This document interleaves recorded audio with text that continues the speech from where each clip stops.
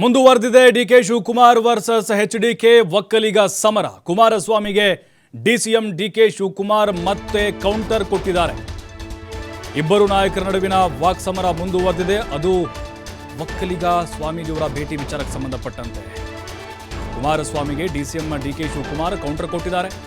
ನಾನು ಸ್ವಾಮೀಜಿಯನ್ನ ರಾಜಕೀಯಕ್ಕೆ ತರ್ತಾ ಇಲ್ಲ, ಅವ್ರನ್ನ ಮಧ್ಯೆ ಇಳಿದು ತರ್ತಾ ಇಲ್ಲ. ನಾನು ಕುಮಾರಸ್ವಾಮಿ ಅವರು ಸ್ವಾಮೀಜಿ ಪ್ರೋಗ್ರಾಂಗೆ ಹೋಗಿದ್ರಲ್ವಾ, ಅವರು ವಾಪಸ್ ಬರುವಷ್ಟರಲ್ಲಿ ಇಲ್ಲಿ ಆಪರೇಷನ್ ಮುಗಿದು ಹೋಗ್ಬಿಟ್ಟಿತ್ತು. ಕುಮಾರಸ್ವಾಮಿ ಶ್ರೀಗಳ ಆಶೀರ್ವಾದ ಕೇಳಿದ್ರಲ್ಲಿ ತಪ್ಪೇನಿಲ್ಲ. ಯಾರು ಸರ್ಕಾರ ತೆಗೆದ್ರೋ ಅವರನ್ನ ಕರೆದುಕೊಂಡು ಹೋದ್ರೆ ಹೆಂಗೆ? ನೈತಿಕತೆ ಇದೆಯಾ ಇದರಲ್ಲಿ? ಒಕ್ಕಲಿಗರು ದಡ್ರಲ್ಲ, ಯಾವ ಜಾತಿಯವರು ದಡ್ರಲ್ಲ ಅಂತ ಡಿಕೆ ಶಿವಕುಮಾರ್ ಹೇಳಿದ್ದಾರೆ. ಇದೇ ವೇಳೆ ಮೋದಿ ಅಲೆ ವಿಚಾರಕ್ಕೂ ಕೂಡ ಡಿಸಿಎಂ ಡಿಕೆಶಿ ಲೇವಡಿ ಮಾಡಿದ್ದಾರೆ. ಮೋದಿ ಅಲೆ ಎಲ್ಲಾದರೂ ಗಾಳಿಯಲ್ಲಿ ಕಾಣ್ತಿದೆಯಾ? JDS ಪಕ್ಷ ಎಲ್ಲಿದೆ? ಅದಕ್ಕೆ ಮುಕ್ತಿ ಮಾಡಿದ್ದಾಯ್ತು ಅಂತ ಡಿಕೆ ಶಿವಕುಮಾರ್ ಡಿಚ್ಚಿ ಕೊಟ್ಟಿದ್ದಾರೆ. ಡಿಸಿಎಂ ಡಿಕೆ ಶಿವಕುಮಾರ್ ಕುಮಾರಸ್ವಾಮಿ ಅವರಿಗೆ ತಿರುಗೇಟನ್ನು ಕೊಟ್ಟಿದ್ದಾರೆ. ಸ್ವಾಮೀಜಿಯವ್ರನ್ನ ಭೇಟಿ ಮಾಡಿ ತಪ್ಪಂತೂ ನಾನು ಹೇಳೋದಿಲ್ಲ, ಆದರೆ ಯಾರ ಜೊತೆ ಹೋದ್ರಿ ಇವರು? ಅವತ್ತು ಮೈತ್ರಿ ಪಕ್ಷವನ್ನು ಕೆಡಿದ್ರಲ್ವಾ ಆಪರೇಷನ್ ಕಮಲದ ಮೂಲಕ, ಅವ್ರ ಜೊತೆಗೆ ಸ್ವಾಮೀಜಿಗಳನ್ನ ಭೇಟಿಯಾದ್ರಿ ಇವರು. ಇಲ್ಲಿ ನಾನು ಸ್ವಾಮೀಜಿಯವ್ರ ಬಗ್ಗೆ ಏನು ಮಾತಾಡಲ್ಲ, ಹಿರಿಯರ ಆಶೀರ್ವಾದ ಬೇಕಲ್ವಾ, ಅದಕ್ಕೆ ತೆಗೆದುಕೊಂಡಿದ್ರೆ ಅದು ತಪ್ಪೇನಿಲ್ಲ. ಆದರೆ ಬೆನ್ನಿಗೆ ಚೂರಿ ಹಾಕಿದ್ರಲ್ವಾ, ಅವರನ್ನು ಕರೆದುಕೊಂಡು ಹೋದರೆ ಹೆಂಗೆ ಕುಮಾರಸ್ವಾಮಿಯವರೇ ಅಂತ ಪ್ರಶ್ನೆ ಮಾಡಿದ್ದಾರೆ. ಇನ್ನು ಮೋದಿ ಅಲೆ ವಿಚಾರಕ್ಕೆ ಸಂಬಂಧಪಟ್ಟಂತೆ ಕೂಡ ವ್ಯಂಗ್ಯ ಮಾಡಿದ್ದಾರೆ. ಮೋದಿ ಅಲೆ ಎಲ್ಲಾದರೂ ಕಾಣಿಸ್ತಾ ಇದೆಯಾ ಗಾಳಿಯಲ್ಲಿ? ಯಾವ ಅಲೆನೂ ಕೂಡ ನಮ್ಮ ಮುಂದೆ ನಡೆಯೋದಿಲ್ಲ. ಇನ್ನು ಸ್ವಾಮೀಜಿಯವರ ವಿಚಾರಕ್ಕೆ ಸಂಬಂಧಪಟ್ಟಂತೆ ಒಕ್ಕಲಿಗರೂ ದಡ್ರಲ್ಲ, ಯಾವ ಜಾತಿಯವರು ಕೂಡ ದಡ್ರಲ್ಲ. ನೋಡಿ, ಈಗ ಕುಮಾರಸ್ವಾಮಿಯವರು ಅಲ್ಲಿ ಒಕ್ಕಲಿಗ ನಾಯಕರೊಂದಿಗೆ, ಅದರಲ್ಲೂ ಕ್ಯಾಂಡಿಡೇಟ್ಗಳೊಂದಿಗೆ ನಿರ್ಮಲಾನಂದನಾಥ ಶ್ರೀಗಳ ಆಶೀರ್ವಾದವನ್ನು ಪಡೆಯೋಕೆ ಹೋಗಿದ್ದರು. ಅದಕ್ಕೆ ಸಂಬಂಧಪಟ್ಟಂಗೆ ಕುಮಾರಸ್ವಾಮಿಯವರು ಕೂಡ ಡಿಕೆ ಶಿವಕುಮಾರ್ ಅವರಿಗೆ ತಿರುಗೇಟನ್ನು ಕೊಟ್ಟಿದ್ದರು.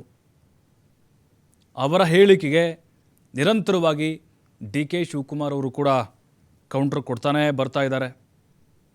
ಸ್ವಾಮೀಜಿಗೆ ಎಷ್ಟು ಗೌರವ ಕೊಡಬೇಕೋ ಅಷ್ಟು ನಾವು ಕೊಡ್ತಾ ಇದ್ದೇವೆ. ಅವರವ್ರ ಜಾತಿ, ಅವರವ್ರ ಧರ್ಮ ಯಾರನ್ನೂ ಕೂಡ ಬಿಡೋದಿಲ್ಲ. ಆದರೆ ಒಕ್ಕಲಿಗರ ಸರ್ಕಾರ ಅಂತ ಅಭಿಮಾನ ಇದ್ದೇ ಇರುತ್ತಲ್ವ ಸ್ವಾಮೀಜಿಗಳಿಗೆ.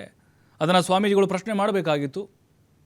ನಿಮ್ಮ ಸರ್ಕಾರ ತೆಗೆದಂಥವ್ರು ಯಾರು, ಅಥವಾ ಒಕ್ಕಲಿಗ ಸಮುದಾಯದ ಮುಖ್ಯಮಂತ್ರಿಯನ್ನು ಅಧಿಕಾರದಿಂದ ಕೆಳಗಿಳಿಸಿದಂಥವ್ರು ಯಾರು ಅಂತ ಶ್ರೀಗಳು ಕೂಡ ಪ್ರಶ್ನೆ ಮಾಡಬೇಕಾಗಿತ್ತು ಅನ್ನೋದು ನಿನ್ನೆ ಅಭಿಪ್ರಾಯ ವ್ಯಕ್ತವಾಗಿತ್ತು.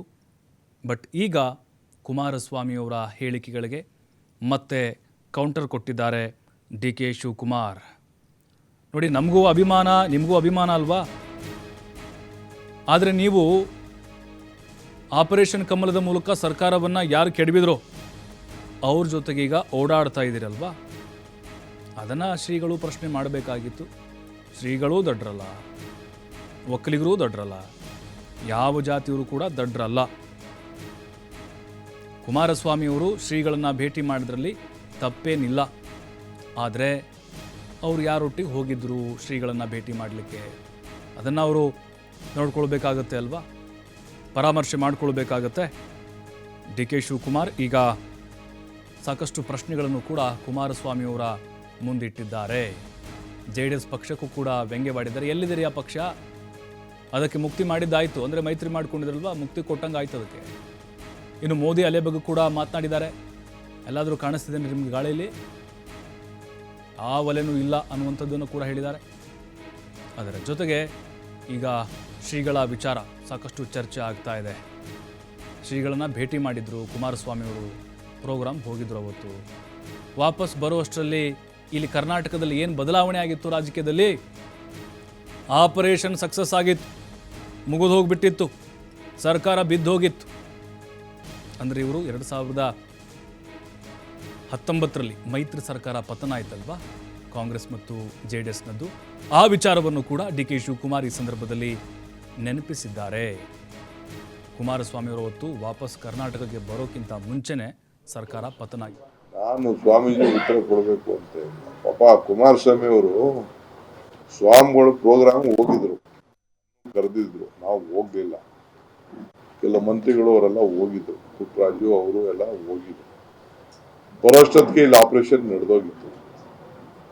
ಅವ್ರಿಗೂ ಸ್ವಾಮಿಗಳಿಗೂ ನಮ್ಮ ಒಕ್ಕಲಿಗರವ್ರು ಒಬ್ಬ ಚೀಫ್ ಮಿನಿಸ್ಟರ್ ಆಗಿದ್ದಾನೆ ಅಂತ ಅವ್ರಿಗೂ ಅಭಿಮಾನ, ನಿಮ್ಗೂ ಅಭಿಮಾನ, ನಮಗೂ ಅಭಿಮಾನ ಅಲ್ವಾ? ಅದಕ್ಕೆ ಯಾರು ತೆಗೆದ್ರು ಅವ್ರನ್ನೇ ಎಲ್ಲ ಜೊತೆಗೆ ಹಾಕೊಂಡು ಹೋದ್ರೆ